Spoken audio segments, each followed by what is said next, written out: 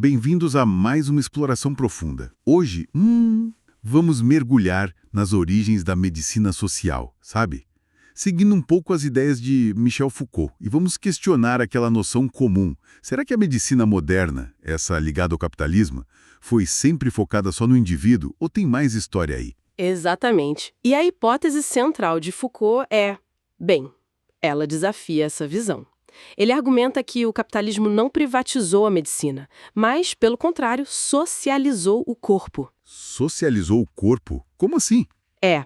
Transformou o corpo em força de produção, sabe? E também em objeto de controle do Estado, o que ele chama de biopolítica. A medicina moderna, para ele, já nasce social. Interessante. Então, vamos desembalar isso. Foucault identifica, três grandes momentos, né?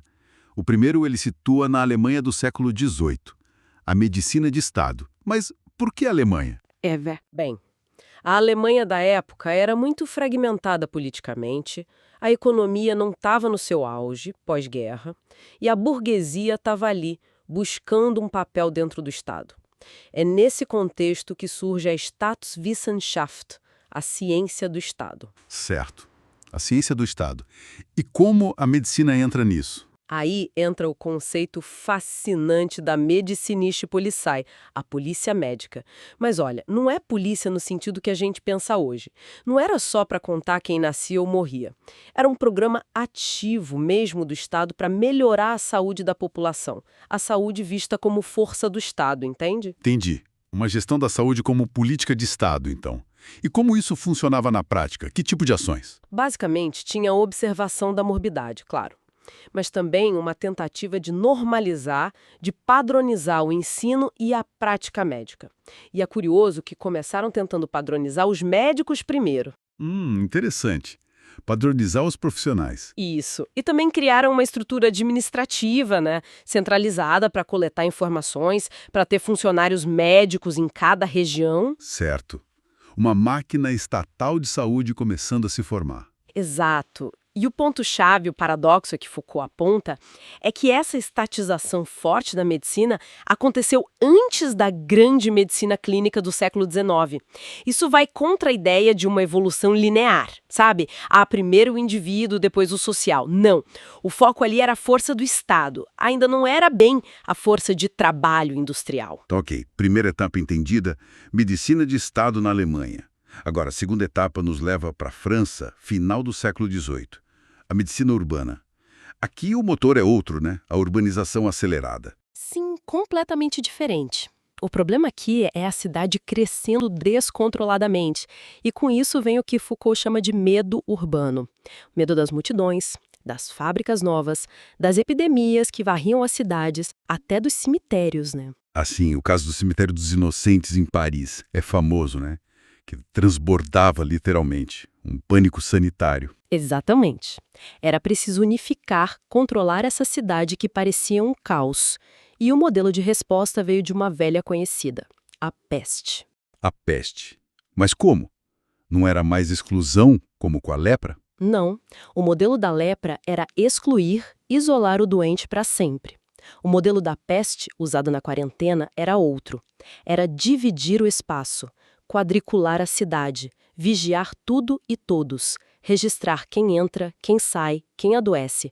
Um controle espacial quase militar da população. Entendi. Vigilância e controle do espaço urbano. E quais eram os alvos principais dessa medicina urbana? Bem, primeiro, analisar os portos de acúmulo de perigo. Cemitérios, matadouros, hospitais. Isso levou, por exemplo, a tirar os cemitérios do centro da cidade. E a individualizar as sepulturas, veja bem, por razões sanitárias, não religiosas inicialmente. Fascinante. E o que mais? Segundo, controlar a circulação, principalmente do ar e da água, que eram vistos como veículos de doença. Daí as grandes avenidas rasgadas em Paris, a demolição de casas velhas sobre as pontes. Exato. E os planos para sistemas de água potável e esgotos. Terceiro, organizar as redes de distribuição e eliminação na cidade. Fontes de água limpa separadas dos locais de dejetos. E qual a grande consequência disso para a medicina? É que a medicina começa a dialogar com outras ciências, físico-química para analisar a qualidade do ar, da água, e aí surgem conceitos-chave para a saúde pública. A noção de meio, o milieu, como fator determinante da saúde. E os conceitos de salubridade? Sem insalubridade como as condições ambientais necessárias para a saúde e higiene pública como o conjunto de técnicas para controlar esse meio. O foco se desloca, né? Das doenças no corpo para as condições do ambiente. Uma mudança fundamental. Certo. Alemanha e França vistas. Agora a terceira forma. Medicina da força de trabalho. Inglaterra, século XIX. Aqui a coisa fica mais direta com o capitalismo industrial, imagina. Aqui o foco muda de novo. E o interessante, talvez contraintuitivo, é que essa medicalização específica dos pobres, dos trabalhadores, foi a última a surgir com força. Como assim? A última? No século XVIII, os pobres já não eram um problema nas cidades? Mas eram vistos mais como parte da paisagem urbana, até úteis para certas tarefas.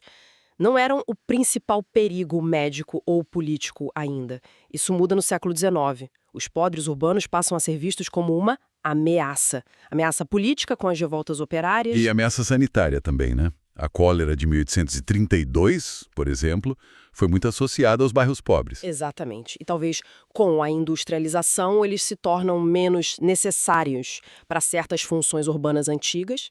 Aí começa a segregação espacial mais forte, os bairros operários isolados. É nesse contexto que entra a famosa Poor Law inglesa, a lei dos pobres. Sim, e essa lei é crucial, porque ela não era só para dar assistência médica. Essa assistência vinha junto com um controle muito forte. Controle sanitário, controle social, quase uma condição para receber ajuda, é isso? Basicamente.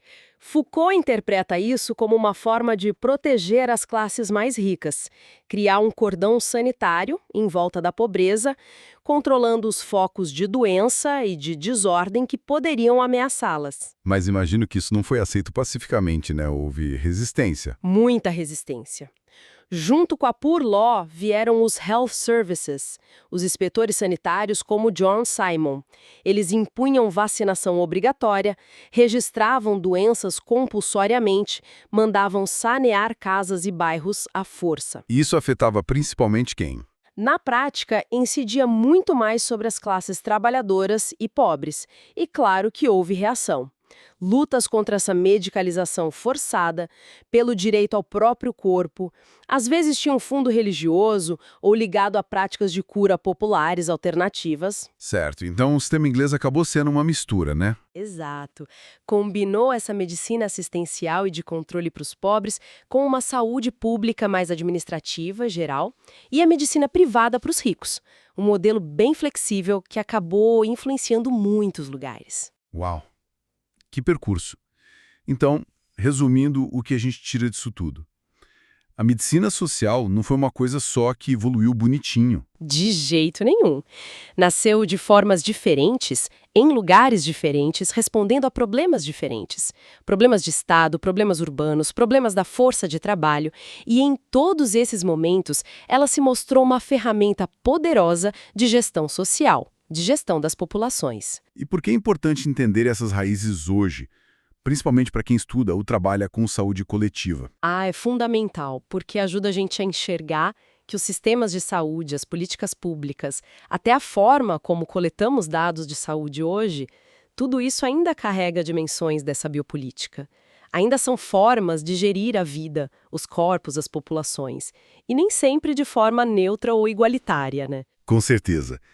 E isso nos deixa com uma provocação final, talvez, se a gente pensar nessa história toda. Como a gente pode analisar as iniciativas atuais? Saúde digital, monitoramento por aplicativos, programas de bem-estar nas empresas. Exato. Seriam só ferramentas neutras para melhorar a saúde individual e coletiva? Ou seriam novas formas, talvez mais sutis, mais tecnológicas, dessa mesma lógica de gestão social, de biopolítica, moldando nossos comportamentos e nossas vidas? Fica a reflexão. É algo para a gente continuar pensando e investigando.